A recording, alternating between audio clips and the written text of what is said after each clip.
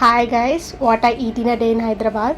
So morning లెగ్గానే మేము first టిఫిన్కి వెళ్ళాం. టిఫిన్ మేము ఏమొచ్చి ఉడిపి హోటల్లో తిన్నాం అనమాట. అక్కడ నేను మసాలా దోశ ఆర్డర్ పెట్టుకున్నా. చట్నీ ఇంకా అన్నీ బాగున్నాయి, కానీ సాంబార్ ఏమొచ్చి తీయగా ఉందనమాట. నాకు అస్సలు నచ్చలే.